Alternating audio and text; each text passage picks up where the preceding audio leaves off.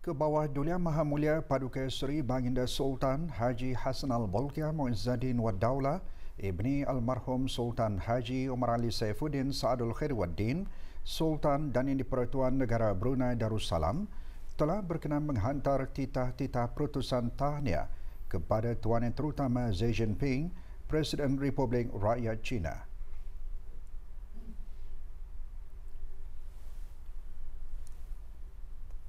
Dan juga kepada Tuan Yang Terutama Li Keqiang, Premier of the State Council Republik Rakyat China serta Kerajaan dan Rakyat Republik Rakyat China sempena dengan ulang tahun ke-71 pengasasan Republik Rakyat China. Satu kes aktif jangkitan COVID-19 masih dalam rawatan di Pusat Pengasingan Kebangsaan dan tidak ada kes baru dicatatkan hari ini. Kementerian Kesihatan dalam siaran akhbar mengenai perkembangan situasi jangkitan COVID-19 turut memaklumkan jumlah keseluruhan jangkitan kekal 146 kes dengan kes yang sembuh seramai 142 orang. 357 individu sedang menjalani pengasingan diri mandatori pada ketika ini. Sementara itu, sejak bulan Mac tahun ini, 6,417 individu menamatkan pengasingan diri mandatori. Dalam pada itu, 485 sampel ujian virus SARS-CoV-2 telah dilaksanakan dalam tempoh 24 jam, menjadikan jumlah keseluruhan ujian makmal yang dijalankan sejak Januari 2020 sebanyak 59,399 ujian. Bagi maklumat lanjut dan perkembangan terkini, layari laman sesawang Kementerian Kesihatan dan talian seperti yang tertera.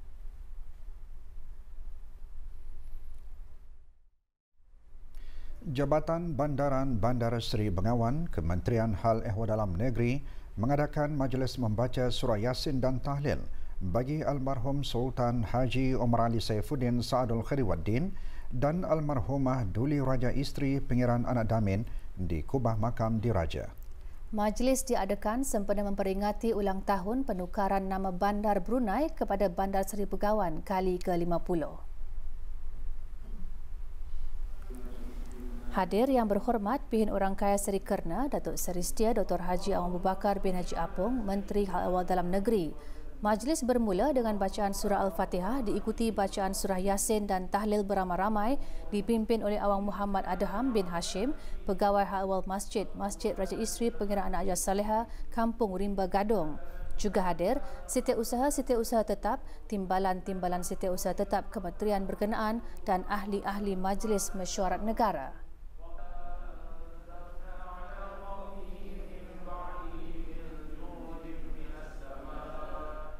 Lebih 100 kes baharu kanser payudara telah dikesan di negara ini tahun lalu dan jumlah tersebut masih lagi meningkat dengan peratus terbesar pesakit didiagnosis kanser pada tahap ketiga dan 4. Dengan tujuan untuk mengurangkan kematian pramatang melalui pengesanan awal dan pengimbasan, Pusat Pakar Pantai Jerodong PJSC pagi tadi mengadakan majlis pelancaran kempen Bulan Kesedaran Kanser Payudara.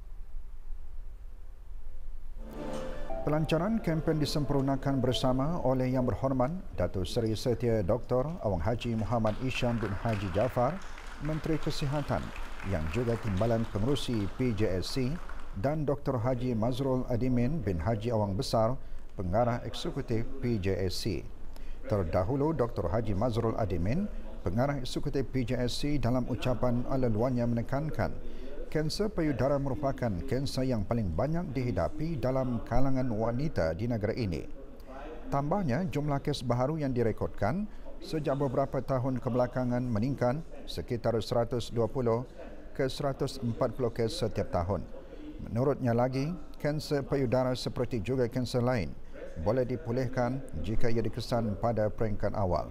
Akan tetapi ramai wanita tidak menyedari atau takut untuk membuat pemeriksaan bagi mengesan kanser tersebut di peringkat awal. Bulan Oktober merupakan bulan kesedaran kanser payudara yang juga dikenali sebagai Pink Oktober. Ia didedikasikan ke arah meningkatkan perhatian dan sokongan bagi kesedaran, pengesanan awal dan rawatan serta penjagaan paliatif penyakit. PJSC melalui usaha-usaha pengesanan awal dan perkhidmatan pencegahan kanser Di bawah Pusat Kanser Brunei berharap untuk mampu mengesan kanser di peringkat awal kerana peringkat tersebut mempunyai kadar survival 100%. Sepanjang bulan ini, PJSC akan menganjurkan beberapa aktiviti pada setiap hari Jumaat termasuk taklimat pendidikan kesihatan bagi orang awam. Dr. Ravi Panaing dalam taklimatnya semasa sesi plenari antara lain berkata, di seluruh dunia, kanser payudara merupakan kanser yang paling banyak dihidapi dalam kalangan wanita dan merupakan kanser kedua yang paling banyak dihadapi secara keseluruhan. Manpower Planning and Employment Council MPEC dengan kerjasama beberapa kementerian termasuk Kementerian Hal Ehwal Dalam Negeri, Kementerian Sumber-Sumber Utama dan Pelancongan, Kementerian Pembangunan, Kementerian Pengangkutan dan Infokomunikasi dan Kementerian Pendidikan selaku pengawal atur ketika ini sedang mengenal pasti jawatan-jawatan pekerjaan yang akan diberikan keutamaan bagi graduan tempatan. Berucap semasa melancarkan Amex Bridging Program pagi tadi, Yang Berhormat Datuk Seri Setia Dr. Awang Haji Muhammad Amin Liu bin Abdullah, Menteri di Jabatan Perdana Menteri dan Menteri Kewangan dan Ekonomi kedua selaku pengerusi MPEC berkata dalam mengenal pasti jawatan pekerjaan tersebut, MPEC bekerjasama rapat dengan beberapa buah penyedia latihan dan pendidikan di bawah kawalan Kementerian Pendidikan dan Kementerian Kebudayaan Belia dan Sukan bagi mempersiapkan graduan tempatan untuk memenuhi keperluan industri di negara ini. Construction sector, it offers a vast number of identified positions, particularly at the professional, associate professional and technician levels, where we can start building a talent pipeline of competent and skilled Bruneians. It is a sector that contributed 457 million to GDP last year, and we anticipate it to continue to be a key sector in our journey to further develop our economy to meet Wawasan Brunei 2035. Yang Berhormat seterusnya berkata, program-program seperti Amex merupakan satu nilai tambah bagi graduan tempatan di mana mereka akan diberikan peluang untuk bekerjasama dengan para profesional di bidang-bidang yang berkaitan. Dengan itu, ia akan dapat membantu mengembangkan serta mempelbagaikan bakat dan kebolehan masing-masing. The upskilling and reskilling framework are designed to support those seeking new skills and abilities and those who wish to develop other competencies, whereby the desired outcome of this framework is first, to increase involvement of employers in the development of quality training and learning programs. Second, implementation of programs that are accredited and recognized not only academically, but also in terms of skills via the Brunei Darussalam National Occupation Skills Standards. And thirdly, creation of an ecosystem that enables a wide range of learning opportunities via the expansion of training providers in order to boost the supply of local talents. Terdahulu dalam ucapan alu-aluannya, Yang Berhormat Siti Rozai Marianti, Datuk Seri Laila Jasah Haji Abdul Rahman, Ahli Majlis Mesyuarat Negara selaku pengerusi bersama Jawatan Kuasa Pandu Industri Tenaga Manusia dalam Pembinaan MISC menjelaskan, pelancaran program tersebut merupakan satu kejayaan utama bagi menyokong visi MPEC ke arah meningkatkan kebolehpasaran graduan tempatan dalam industri pembinaan. Juga hadir menteri-menteri dan timbalan-timbalan menteri yang dilantik selaku ahli dan jawatan kuasa kerja MPEC.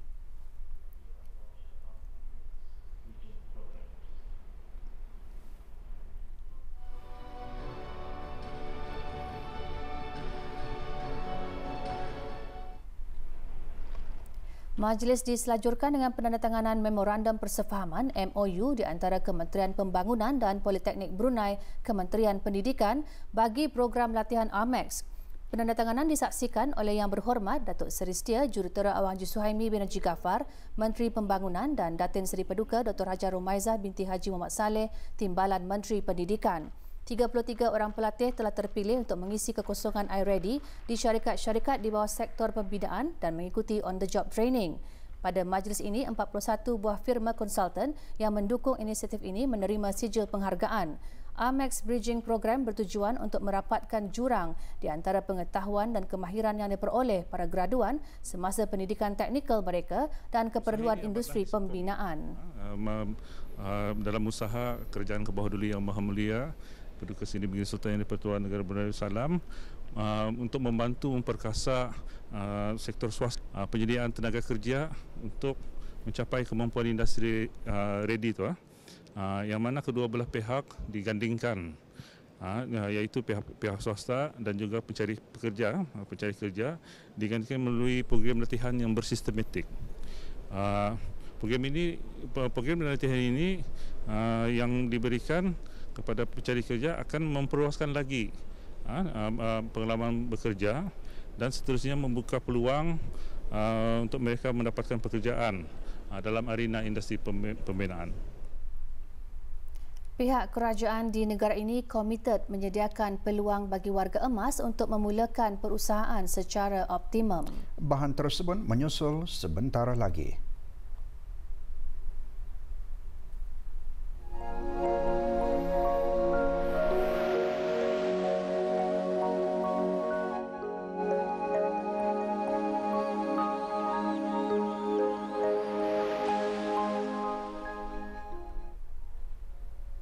Syarikat Minyak Brunei Shell BSP terus mengukuhkan usaha untuk membangun penduduk tempatan dari dalam dan luar syarikat berkenaan melalui peluang pembangunan diri bertaraf dunia, rangka kerja yang cekap bertaraf antarabangsa dan latihan dalam kerja. Hari ini, 33 pelajar contoh di bawah syarikat-syarikat usaha sama Brunei Shell BSJV telah menandatangani kontrak bagi meneruskan pelajaran peringkat tinggi. Majlis penandatanganan diadakan di The Empire Brunei. Pelajar yang menerima anugerah akan melanjutkan pengajian tinggi di universiti-universiti tempatan seperti Universiti Teknologi Brunei UTB, termasuk pengajian luar negara di Australia dan United Kingdom. Menyaksikan penandatanganan tersebut Yang Berhormat Datuk Seri Setia Dr. Awang Haji Matsuni bin Haji Mat Hussein, Menteri Tenaga, Agneta John Scott Lewis, pengerusi Shell di negara Brunei Darussalam yang juga pengarah urusan BSP, dan Dayang Hajah Farida binti Datuk Talib, pengarah urusan syarikat Brunei LNG. Juga hadir Datuk Seri Paduka Awang Haji Mat Satejo bin Sokiau, Timbalan Menteri Tenaga.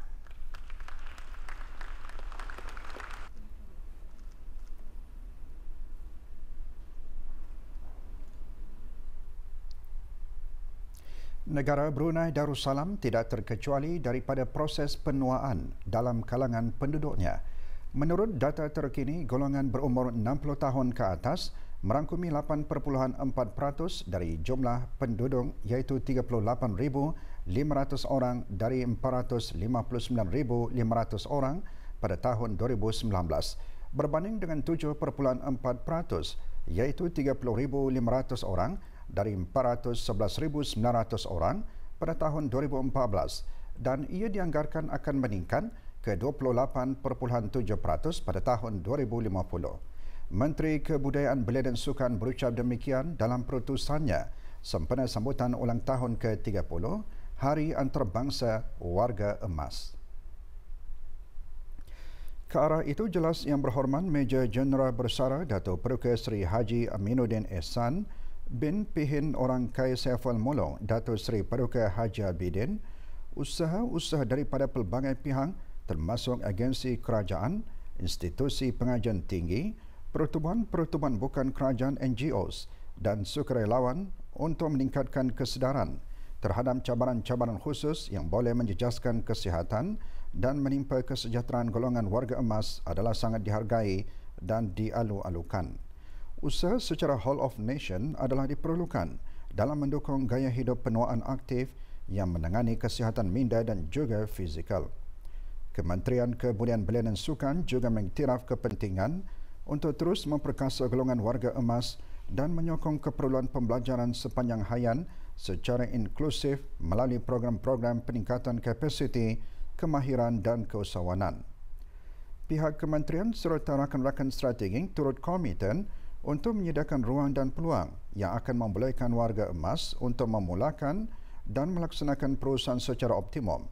Di samping itu, program informasi teknologi dengan kerjasama pihak AITI dan syarikat telekomunikasi yang telah diperkenalkan pada tahun ini akan terus dilaksanakan bagi memastikan golongan warga emas turut mendapat faedah dalam menjulang hasrat negara ke arah revolusi industri 4.0. Yang berhormat seterusnya menambah, walaupun negara Brunei Darussalam tidak terkecuali daripada kesan jangkitan wabak COVID-19, golongan warga emas di negara ini turut mempraktikkan dan menyesuaikan keadaan terhadap norma-norma baharu serta terus mencatatkan pencapaian-pencapaian yang signifikan sepanjang tahun ini dalam pelbagai bidang termasuk penubuhan pusat kegiatan warga emas yang baharu, peningkatan usaha perlindungan dan pemerkasaan sosial selaras dengan pelan tindakan warga emas yang mana sikap proaktif, komitmen tinggi dan kerjasama padu dari semua pihak khususnya pusat-pusat kegiatan warga emas, pertubuhan dan persatuan warga emas terhadap pelaksanaan pelan tindakan tersebut telah turut sama menyumbangkan dan memberikan impak yang dihasratkan dan pelaksanaan aktiviti-aktiviti bermanfaat di peringkat kementerian, persatuan sukarelawan dan individu ke arah kemajuan dan inklusiviti golongan warga emas secara whole of nation. Sambutan pada tahun ini bertemakan pandemik, adakah ia mengubah cara kita menangani umur dan penuaan? Selaras dengan tema tersebut, pihak kerajaan dan seluruh lapisan masyarakat di negara ini sangat mengambil berat dan mengutamakan tanggungjawab sosial dalam memastikan penjagaan kesihatan dan kebajikan khususnya bagi golongan yang berisiko tinggi termasuk warga emas sentiasa dipeduli dan tidak akan ketinggalan. Dari aspek perlindungan sosial, usaha seperti pembayaran pension umur tua melalui online banking diperkenalkan sebagai kaedah alternatif oleh pihak kerajaan untuk menyampaikan perkhidmatan sosial dengan menghindari sebarang risiko jangkitan kepada warga emas. Di samping itu, dengan pelancaran sistem kebajikan negara SKN pada tahun ini, yang merupakan platform yang akan memudahkan akses permohonan bagi warga emas serta memberikan gambaran yang lebih menyeluruh dan komprehensif mengenai ekosistem bantuan di negara ini dengan tulus, jelas serta tidak ada ketirisan dan keciciran terhadap bantuan-bantuan yang diagihkan.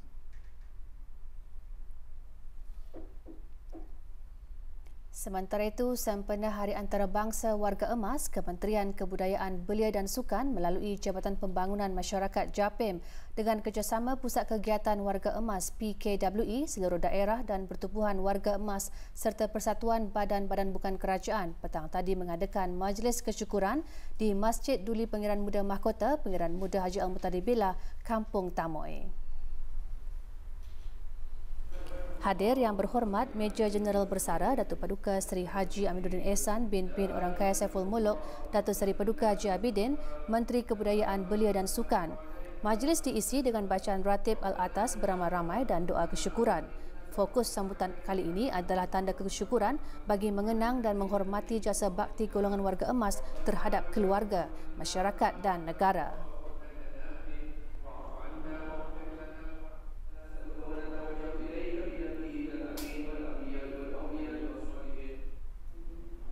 Juga diadakan majlis membaca Yasin, tahlil dan doa arwah bagi ayahanda dan bonda ke bawah Duli Yang Maha Mulia, Paduka Seri Baginda Sultan dan Yang di-Pertuan Negara Brunei Darussalam, Almarhum Sultan Haji Omar Ali Saifuddin Sa'dul Khairi Waddin dan Almarhumah Duli Raja Isteri Pangeran Anak Damit di Kubah Makam Diraja, Jalan Raja Isteri Pangeran Anak Saleha. Tahun ini, sambutan Hari Antarabangsa Warga Emas bertemakan pandemik, adakah ia mengubah cara kita menangani umur dan penuaan? Juga hadir ahli-ahli Majlis Mesyuarat Negara.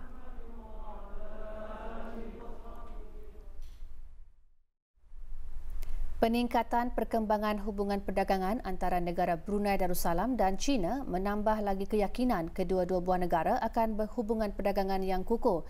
Jumlah perdagangan antara kedua-dua buah negara mencecah $1.26 bilion Amerika pada bulan Januari hingga Ogos tahun ini berbanding $0.61 bilion Amerika pada tempoh yang sama tahun lalu.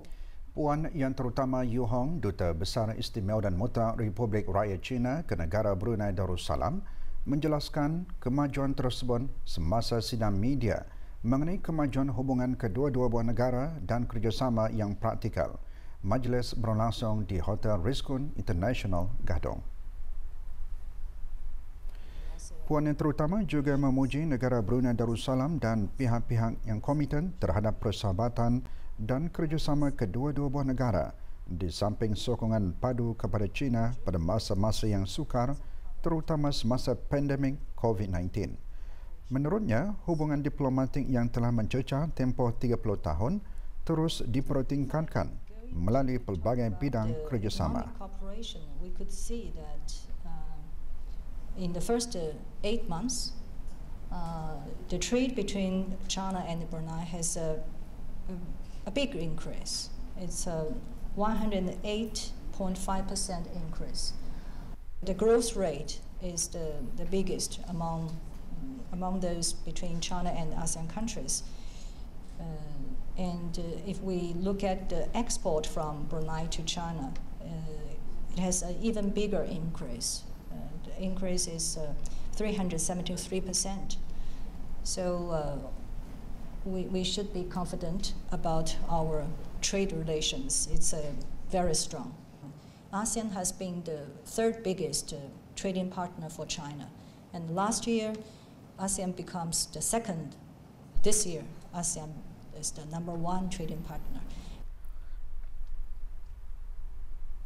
Sempena tamat pengajian Universiti Brunei Darussalam bagi tahun 2020, 281 orang mahasiswa yang beragama Islam menyertai Majlis Khatam Al-Quran pagi tadi bertempat di Masjid Universiti Brunei Darussalam. Hadir Datin Dr. Dayang Haji Anita bin Rozahrina binti Pihin Orang Kaya Laila Wijaya Datuk Seri Setia Haji Awang Abdul Aziz, Naib Chancellor Universiti Brunei Darussalam. Majlis tahunan tersebut dianjurkan oleh Jawatan Kuasa Keagamaan Universiti Brunei Darussalam dengan kerjasama Bahagian Hak Ehwal Pelajar dan Persatuan Mahasiswa-Mahasiswi Universiti Brunei Darussalam. Ia diadakan sebagai tanda kesyukuran atas kejayaan para penuntut serta sebagai wahana UBD untuk melahirkan mahasiswa dan mahasiswi yang celik Al-Quran. Bagi merealisasikan sistem pendidikan negara yang memberikan tumpuan kepada pembelajaran sepanjang hayat dan mendukung wawasan Brunei 2035 dalam melahirkan rakyat yang berpengetahuan dan berkemahiran tinggi, Pusat Pembelajaran Sepanjang Hayat atau lebih dikenali sebagai Pusat L-Cube, Kementerian Pendidikan sedang giat merancang, memperkembangkan dan melaksanakan program-program pembelajaran sepanjang hayat. Pusat tersebut dibangunkan melalui kolaborasi bersama beberapa pembekal pembelajaran sepanjang hayat dan agensi kerajaan di negara ini. Dr. Syekh Luqman bin Syekh Abdul Hamid, pemangku pengarah Pusat L-Cube, semasa sidang media mengenai peranan pusat berkenaan, pagi tadi menjelaskan Pusat L-Cube sebagai pusat maklumat setempat bagi program-program pembelajaran sepanjang hayat yang ditawarkan di negara ini. 4 tunggang atau jenis pembelajaran sepanjang hayat di bawah Pusat L-Cube iaitu perkembangan tenaga kerja, peningkatan akademik, perkembangan komuniti dan perkembangan peribadi. Pusat L-Cube ialah program-program upskilling iaitu meningkatkan kemahiran yang ada dan reskilling iaitu mempelajari kemahiran baru yang lain di bawah perkembangan tenaga kerja yang telah dirancang dan dikendalikan melalui kerjasama dengan Sekretariat Tetap Manpower Planning dan Employment Council MPEC, Sekretariat, Jabatan Perdana Menteri dan Job Center Brunei. Bagi memenuhi permintaan pasaran kerja, setakat ini Pusat L-Cube telah menawarkan 135 program-program upskilling dan reskilling kepada orang ramai, terutama sekali pelajar-pelajar dewasa, pencari-cari kerja, pekerja-pekerja di sektor kerajaan dan swasta dan sebagainya. Keterangan lanjut mengenai dengan Pusat L-Cube, hubungi terus talian 83244488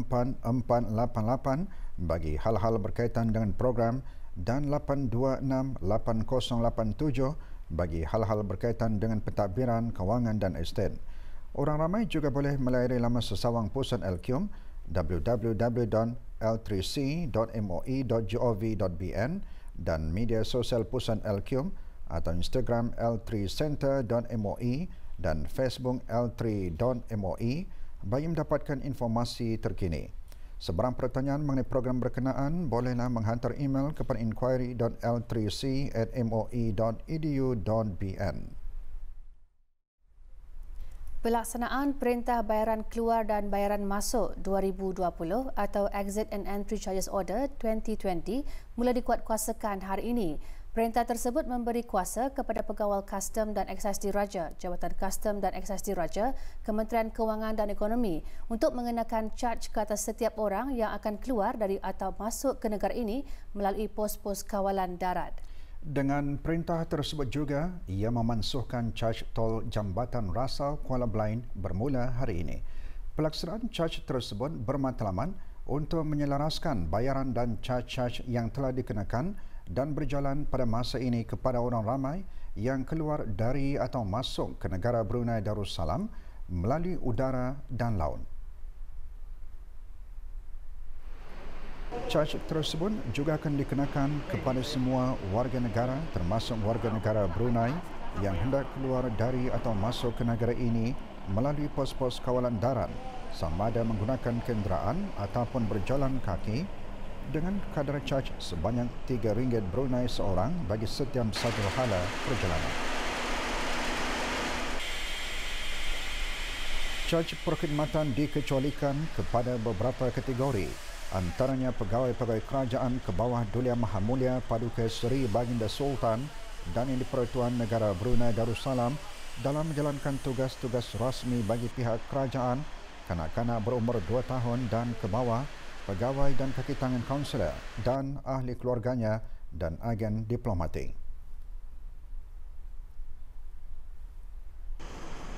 Mereka yang berhasrat untuk membuat perjalanan keluar dari atau masuk ke negara Brunei Darussalam melalui pos-pos kawalan darat hendaklah mendaftar dan menghadapkan permohonan melalui Exit and Entry System EES Jabatan Kastam dan Eksais Diraja yang boleh diakses melalui www.bdnsw.mofi.gov.bn. Bagaimanapun, mereka yang hendak membuat perjalanan keluar dari dan masuk ke negara ini hendaklah memasukkan maklumat pemandu dan setiap penumpang yang akan ikut serta dalam perjalanan berkenaan dan pembayaran bolehlah dibuat secara dalam talian. Dokumen perjalanan hendaklah sekurang-kurangnya sah tidak kurang 3 bulan sebelum membuat perjalanan sebagaimana yang telah ditetapkan oleh Jabatan Imigresen dan Pendaftaran Kebangsaan Kementerian Hal Ehwal Dalam Negeri. Permohonan Frequent Commuter Pass FCP bolehlah dibuat melalui portal Jabatan Perdana Menteri www.pmo.gov.bn. Pemohon FCP yang telah mendapat kebenaran dari Jabatan Perdana Menteri seterusnya boleh membuat pendaftaran secara dalam talian di www.bdnsw.mofi.gov.bn. Tata cara permohonan FCP di dalam Exit and Entry System EES bolehlah diperoleh di laman sesawang Jabatan Kastam dan Eksais Diraja. Tegahan bagi seluruh rakyat dan penduduk negara Brunei Darussalam untuk keluar negeri adalah masih dikekalkan seperti mana nasihat Kementerian Kesihatan sebelum ini. Bagaimanapun, bagi orang ramai yang perlu untuk membuat perjalanan keluar, hendaklah mendapatkan kebenaran daripada Jabatan Perdana Menteri. Maklumat lanjut, hubungi Jabatan Kastam dan Eksais Diraja, Kementerian Kewangan dan Ekonomi di talian 238-2361 atau 8323741 pada waktu pejabat atau melalui email info@customs.gov.bn.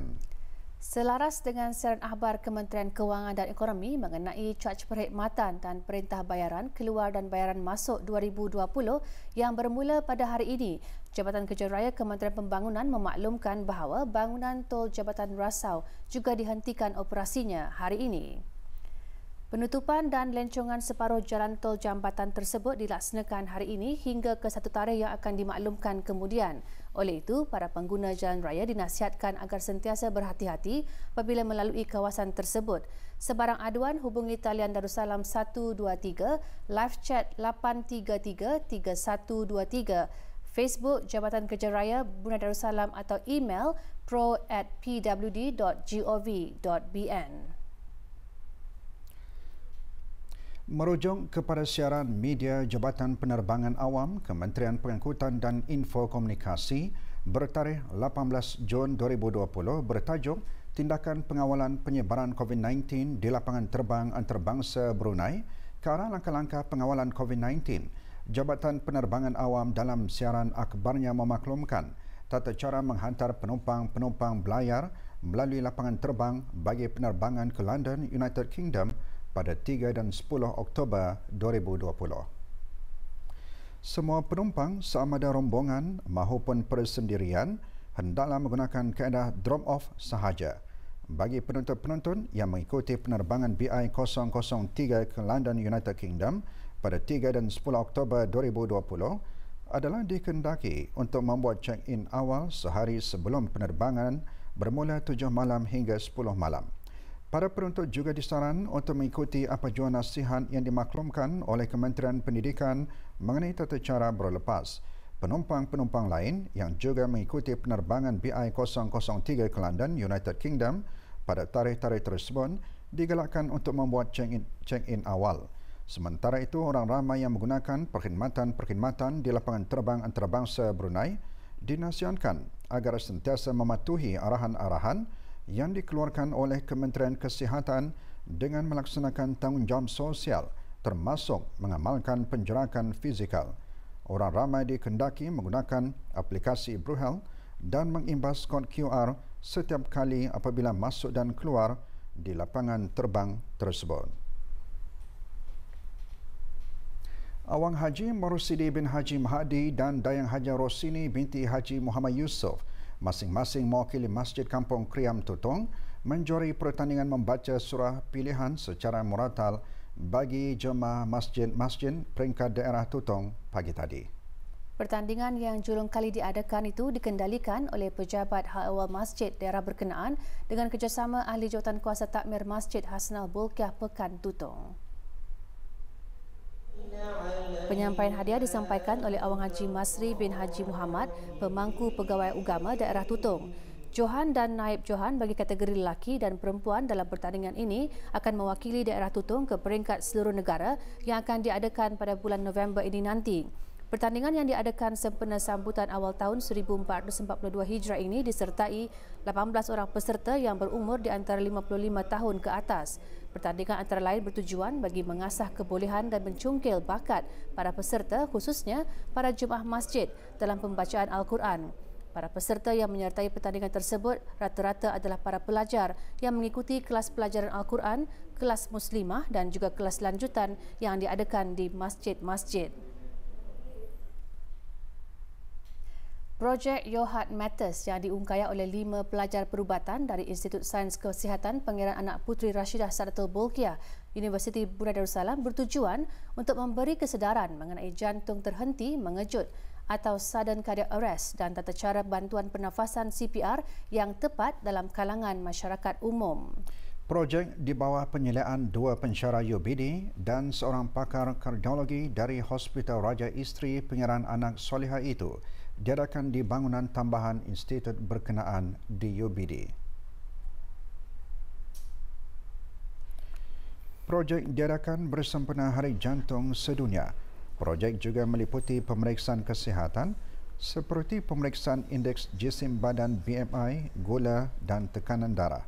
Selain itu, pameran dan demonstrasi CPR juga diadakan. Kepada orang ramai supaya orang ramai lebih menyedari betapa pentingnya sudden cardiac arrest ini atau jantung terhenti mengejut dan simptom-simptomnya dan apa yang perlu dibuat untuk menyelamatkan mangsa kerana bis kitalah yang dapat membuat perubahan dan menyelamatkan nyawa. Di samping itu juga kami berharap orang ramai juga dapat lebih menyedari tentang kepentingan kesihatan jantung ini.